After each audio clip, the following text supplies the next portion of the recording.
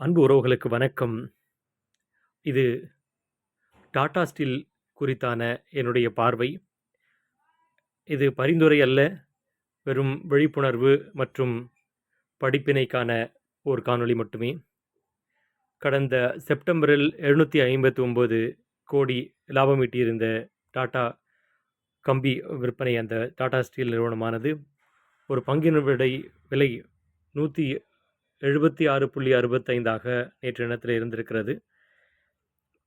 அது மேலே டிசம்பர் 2024 295ஆகவும் அடுத்தடுத்து வரக்கூடிய காலாண்டுகளில் மார்ச் 25 1201, ஜூன் கடந்த Q2 பார்த்தீர்கள் என்றால் 2000 Q1 ரிசல்ட் என்று வைத்துக்கொள்ளலாம். 2007 கோடியும் இப்பொழுது தடாலடியாக உயர்ந்து 3183 கோடியாகவும் அதனுடைய லாபம் இருக்கிறது.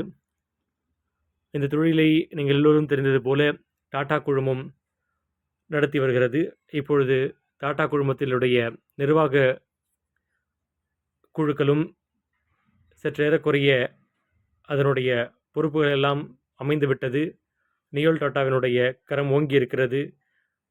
அந்த குழுமத்தை வெற்றிகரமாக நடத்துவதில் அவர்கள் மும்முரமாக இருக்கிறார்கள் என்பதெல்லாம் நமக்கு தெரியும். இந்த ஃப்ளக்சுவேஷன்ஸ் பார்த்தீங்கன்னா 176 184 ரூபா வரைக்கும் இருந்திருக்கு. இப்போ 52 வீக்ஸ் ஹை வந்து 187 ரூபா இருக்குது. இன்னுமே இது வந்து அதிகமாகலாம் அப்படின்றதான் எக்ஸ்பெக்டேஷன்ஸ் இருக்குது. ஸோ லோவாக பார்த்தீங்கன்னா இந்த 52 வாரத்தில் 122 ரூபா அந்த ரேஞ்சு போயிருக்கு. இப்போது ஷேர்ஸ் ட்ரேடிங் வால்யூம் பார்த்தீங்கன்னா 4,09,000 அந்த மாதிரி ஷேர்ஸ் வந்து ட்ரேட் ஆகிட்டு இருக்கு ரீசெண்ட் டேஸில். ஸோ உங்களுக்கு தெரிஞ்ச மாதிரி 2022 வந்து இந்த டாடா ஸ்டீல்ஸினுடைய ஃபேஸ் வேல்யூவே முக மதிப்பு வந்து 10லேருந்து 1 குறைச்சி அதை வந்து ஸ்ப்ளிட் பண்ணாங்க, லிக்விடேஷன் அதிகமாக இருக்கிறதுக்காகவும். அதோடு இல்லாமல் இந்தியன் ஸ்டாக் எக்ஸ்சேஞ்ச் மட்டும் இல்லாமல் S&P and CNX Nifty with global deposit recipients எல்லாமே அவங்க லிஸ்டாக இன்டர்நேஷ்னல் எக்ஸ்சேஞ்சஸ்லாம் இருக்கிறதால லண்டன் அண்ட் லக்சம்பர்க் இந்த இடங்களெல்லாம் பங்கு சந்தைகள் எல்லாம் அது இருக்கிறதால வேர்ல்டு பிளேயிங் ஒரு நிறுவனமாக இருக்குது. ஸோ ஓவராலாக வந்து அப்ரிஷியேஷன் பார்த்தீங்கன்னா கடந்த பாஸ்ட் ஃபியூ இயர்ஸாக பார்த்தீங்கன்னா 23லேருந்து 28% வரைக்கும் இன்க்ரீஸ் ஆகிருக்கு. கம்பெனியோட மார்க்கெட் கேபிட்டல் இப்போதைக்கு வந்து 2,24,550 கோடி என்ற அளவிலே ஒரு ஹெவி வெயிட் சாம்பியன்ஸ் மாதிரி அந்த மெட்டல் இண்டஸ்ட்ரியில் இருக்காங்க. ஸோ ரீசன் ரிட்டர்ன்ஸ் எல்லாம் இண்டிகேட் பண்ணுறது என்ன பார்த்தீங்கன்னா ஆல்மோஸ்ட் லைக் அந்த சேல்ஸ் க்ரோத் அரௌண்ட் 9.34 ஓவர் 5 இயர்ஸாக அது இன்க்ரீஸ் ஆகிருக்கு. டாடா ஸ்டீலுடைய ஈக்விட்டி ப்ரொவைட் வந்து உங்களுக்கு வந்து டொமஸ்டிக்காகவும் குளோபல் ஸ்டீல் மார்க்கெட்டில் அவங்க இருக்கிறதால ஸோ அதனோட எல்லாமே நமக்கு ஸ்ப்ளிட்ஸாக இருந்தாலும் டிவிடெண்ட்ஸாக இருந்தாலும் ரைட்ஸ் இஷ்யூஸ் எல்லாமே வந்து அதனோட சந்தாதாரர்களுக்கு அல்லது முதலீட்டாளர்களுக்கு கிடைக்கும். அதோடு இல்லாமல் ஃபியூச்சர் அனலைசிஸ் என்ன ஃபோர்காஸ்ட் பண்ணுறாங்கன்னா ஸோ டென்டேட்டிவாக அது வந்து ஒரு 224 ரூபா வரைக்கும் அந்த இண்டெக்ஸஸ் வந்து இன்க்ரீஸ் ஆகலாம். போத் அப்சன்ஸ் லைக் லோ ஆகிறதுக்கும் வாய்ப்பு இருக்குது. ஏன்னா அது ப்ரொடக்ஷன் காஸ்ட், அந்த மேக்கிங் சார்ஜ், குக்கிங் அந்த காஸ்ட் எல்லாம் இந்தியாவில் வந்து கொஞ்சம் அதிகமாக இருக்கிறதாகவும் $5லேருந்து $7 வரைக்குமே உங்களுக்கு ஸ்பெண்ட் ஆகிறதாகவும் அதை குறிப்பிட்டிருக்காங்க. அதே மாதிரி வியட்நாமில் நல்லா பர்ஃபார்ம் ஆகிறதாகவும் லைக் யூகேயில் வந்து ஓரளவுக்கு நஷ்டம் இல்லாமல் நல்லா சிறப்பாக போயிட்டுருக்கிறதாகவும் அதை சொல்கிறாங்க. ஸோ மார்க்கெட் கேபிட்டல் நம்ம ஏற்கனவே பார்த்த மாதிரி 2.24 லட்சம் கோடி கிட்ட அது போயிட்டுருக்கு. ஸோ அதுவும் இல்லாமல் க்ரோத் 5 இயர்ஸ் பார்த்தாலும் உங்களுக்கு பொட்டென்ஷியலாக ஹையாக தான் இருக்குது. ஸோ பியாண்ட் தட் இப்போ பார்த்தீங்கன்னா லைக் அதனோட புக் வேல்யூ வந்து அரௌண்ட் 75 ருபீஸ் இருக்குது. டிவிடெண்ட் யீல்டிங் ஒரு 2% இருந்திருக்கு டென்டேட்டிவாக.